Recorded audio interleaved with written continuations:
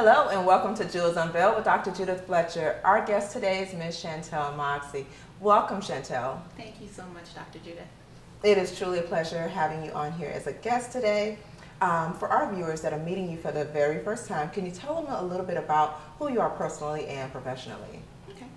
Well, personally, I am a lover of all things children. I have devoted my entire career to helping children. Ever since I was a child, I have been just fascinated with helping other people. I wanted to help all the abused children in the world and save them and rescue them. So I went to college and I majored in social work. And then I graduated with my bachelor in social work and I realized, oh, you don't make money as a social worker. So I went to graduate school. I got my master's in social work and I became a licensed clinical social worker.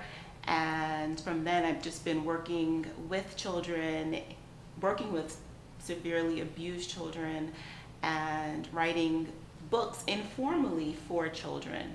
So that's... Wow.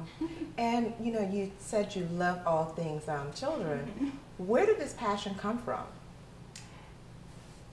I just have an ability to connect with children. I don't know why. I think I'm more comfortable around children more than I am around adults. As a therapist, I'm just able to relate to them and get to know them, and they just feel comfortable talking to me and opening up to me. Okay. And growing up, did you grow up in a household filled with siblings, or were you an only child? I grew up as an only child, which allowed me a lot of time to sit in my room by myself and write. And I used to play school, and I had my toys all lined up, and I would, write and do their work. I'm writing it. So I think that's where I really honed my skills as a child, growing up, just having me to entertain myself. And of course your toys, they became your friends. Yes. And so you talked about going into the field of social work and having that reality check of, wait, there's no money here. But you didn't stop there. You didn't stop at your undergrad. You decided to go and get your master's. What was that experience like to say, okay, I know that it may not pay well, but this is the direction that I want to go in? Where did that determination, that desire to just continue to move forth with that come from? It came from my parents. My parents have always instilled in me education, and they wanted me to go as far as I could possibly go. They even wanted me to get my doctorate, and I was just done with school. I couldn't do it anymore. So I went as far as I wanted to go, but they've always just pushed me and encouraged me and helped me in so many different ways. And while you're working with kids, you talked about working with some of the most troubled, most abused children. What does that do to you when you get to this point where you're working with them, but you know that there's not a lot that you can do to undo what they've gone through? That comes from years of experience. Like I said, I've been doing this for 20 years. And the first several years, there were a lot of tears. I couldn't save everybody, and it was very frustrating and discouraging. I think over time, and not quitting, because there were times where I just wanted to just leave the field, but just to just keep going. And I realized that I'm not going to save everybody, and it's okay. And being able to compartmentalize everything, so not taking it home and struggling with it outside of home. So at work, I deal with it at work. At home, I deal with home stuff at home. And that is something that is key, because I realize a lot of people are not able to separate the two. So being able to realize, okay, before I allow this to really have a negative impact on my personal life, I need to be able to separate the two and understand you can't save the world, unfortunately. So I still have so much more I would love to discuss with you, especially when we talk about bullying and writing and things of that nature. But we need to take a quick break. I'm going to ask you to please stick around.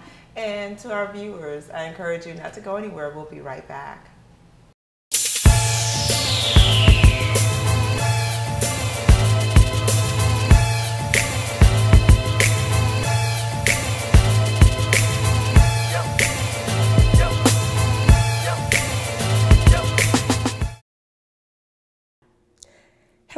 and thanks for tuning in to Jewels Unveiled with Dr. Judith Fletcher.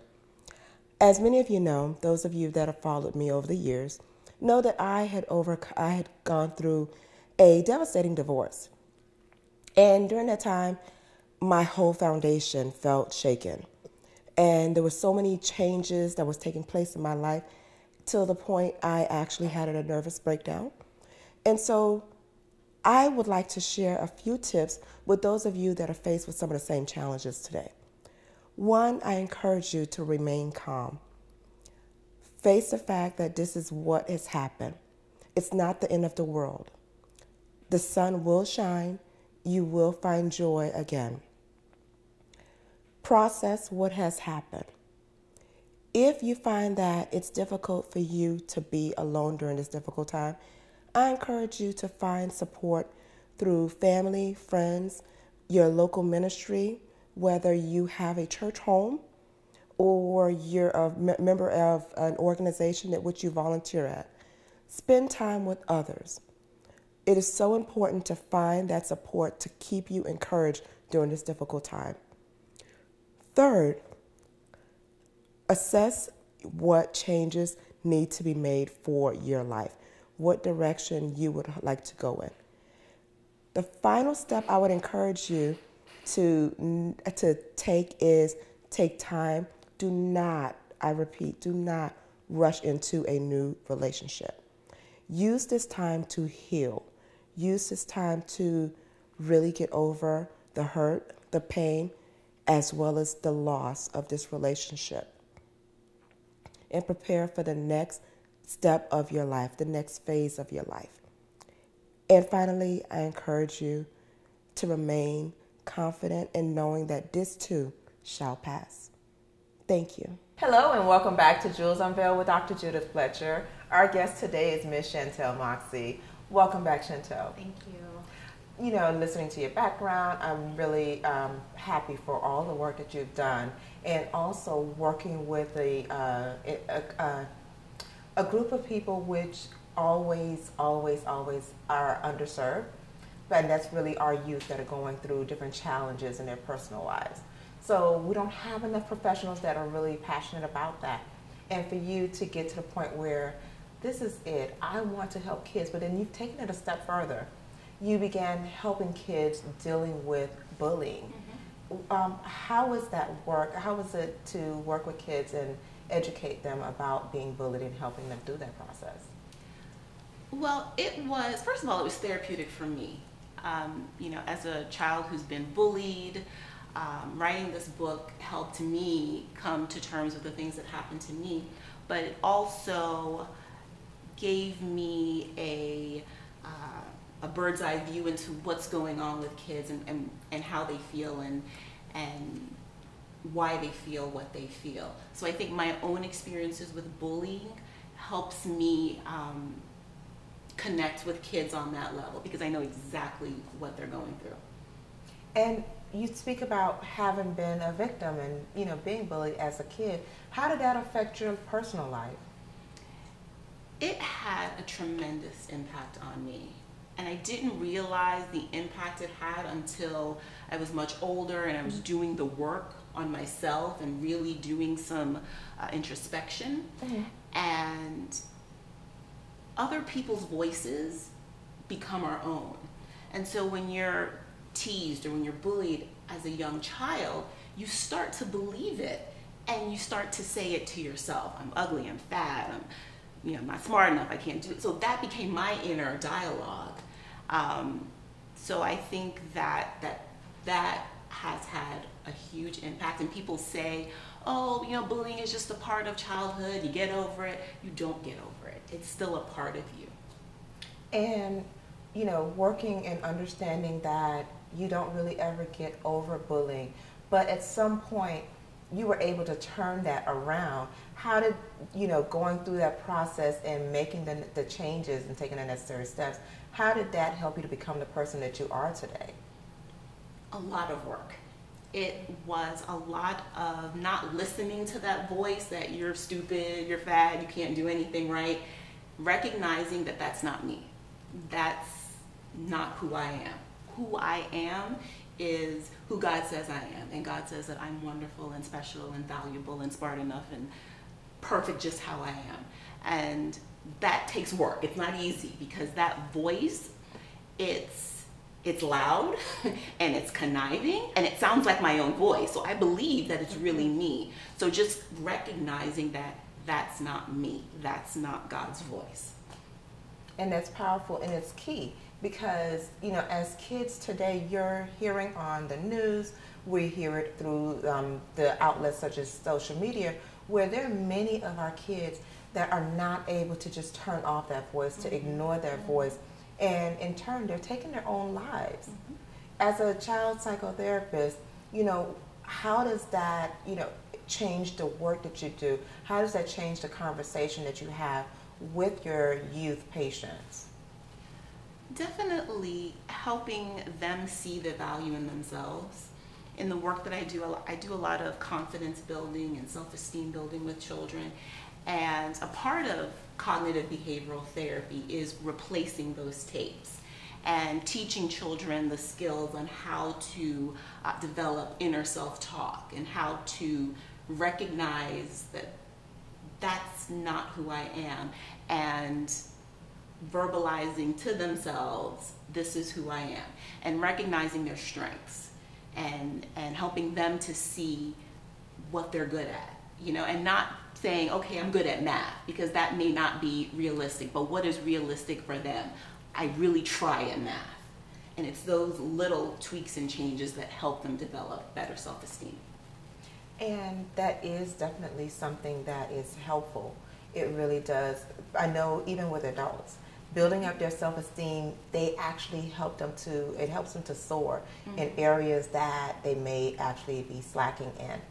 Do you believe that adults also deal with the issue of bullying? Oh, absolutely. It happens in the workplace.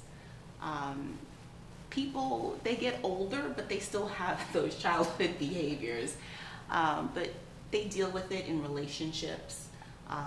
Domestic violence is an extreme form of bullying that we see a lot.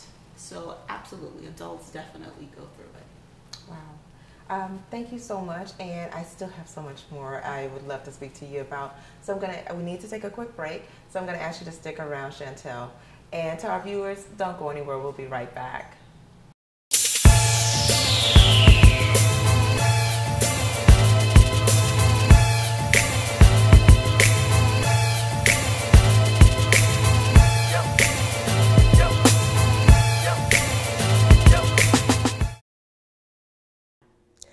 Hello, and thanks for tuning in to Jewel's Unveiled with Dr. Judith Fletcher. As many of you know, those of you that have followed me over the years, know that I had gone through a devastating divorce. And during that time, my whole foundation felt shaken. And there were so many changes that was taking place in my life till the point I actually had a nervous breakdown. And so I would like to share a few tips with those of you that are faced with some of the same challenges today. One, I encourage you to remain calm. Face the fact that this is what has happened. It's not the end of the world. The sun will shine. You will find joy again. Process what has happened. If you find that it's difficult for you to be alone during this difficult time, I encourage you to find support through family, friends, your local ministry, whether you have a church home or you're a member of an organization at which you volunteer at. Spend time with others. It is so important to find that support to keep you encouraged during this difficult time. Third, assess what changes need to be made for your life, what direction you would like to go in. The final step I would encourage you to take is take time. Do not, I repeat, do not rush into a new relationship. Use this time to heal. Use this time to really get over the hurt, the pain, as well as the loss of this relationship. And prepare for the next step of your life, the next phase of your life. And finally, I encourage you to remain confident in knowing that this too shall pass. Thank you. Welcome back to Jewels Unveiled with Dr. Judith Fletcher. Our guest today is Ms. Shantelle Moxie. Welcome back, Shantelle. Thank you. Now, I would like for you to really provide some encouragement to our viewers right now. Perhaps there's a parent dealing with helping their kids that's having a hard time with bullying, or maybe helping their kids to take the necessary steps to prevent bullying or becoming a bully themselves. What are some tips that you can offer to the parent that's on both sides of the spectrum? Mm-hmm.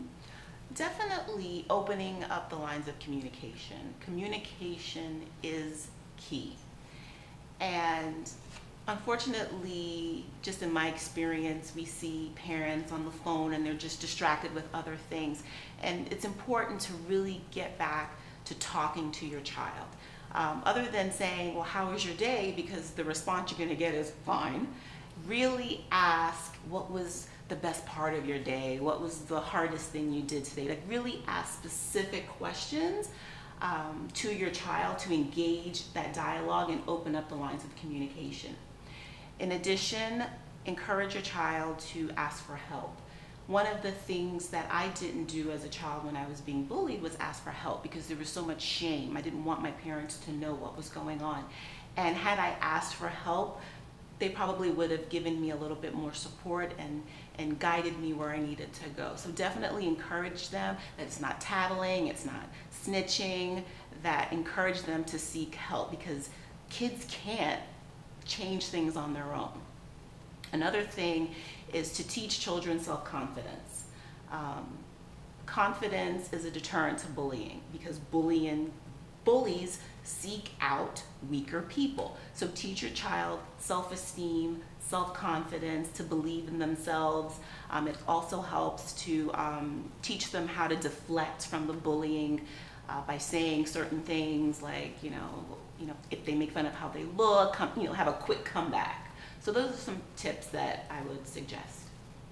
Okay, and what about to that parent that's dealing with a kid who has now become the bully? So to that parent, I say again, opening up the lines of communication. Typically, children become bullies because they're insecure about something within themselves, and opening up that dialogue and finding out what's really going on with that child. If you find out that your child is being a bully, you don't want to scold them or shame them, but try to find out what's going on. What's the reason why they're picking on, so-and-so, and really providing that encouragement and feedback. And that's great. Those are very, very helpful tips to give. And also understanding that we don't have to deal with bullying, whether you're an adult, whether you're a child, and then to see how far you've come. To go from someone who was a victim of bullying as a child to becoming a person who is helping to transform our kids as well as helping their families. So Shantelle, I really appreciate having you on and all the wealth of information that you provided to our viewers. Thank you so much. Thank you for having me. And as I mentioned, thank you so much for being a guest. And for our viewers that have more information, how can they get in touch with you? You can go to my website, that's www.chantellemoxie.com. You can also find me on social media. I'm on Twitter, Facebook, and Instagram. Just search Shantelle Moxie. That's SHANTELLEMOXIE. Thank you so much, and thank you so much for tuning in again to Jewels Unveiled with Dr. Judith. Hello, and thanks for tuning in to Jewels Unveiled with Dr. Judith Fletcher. As many of you know, those of you that have followed me over the years, know that I had gone through a devastating divorce. And during that time, my whole foundation felt shaken. And there were so many changes that was taking place in my life till the point I actually had a nervous breakdown. And so I would like to share a few tips with those of you that are faced with some of the same challenges today. One, I encourage you to remain calm. Face the fact that this is what has happened. It's not the end of the world. The sun will shine. You will find joy again. Process what has happened. If you find that it's difficult for you to be alone during this difficult time, I encourage you to find support through family, friends, your local ministry, whether you have a church home or you're a member of an organization at which you volunteer at. Spend time with others. It is so important to find that support to keep you encouraged during this difficult time.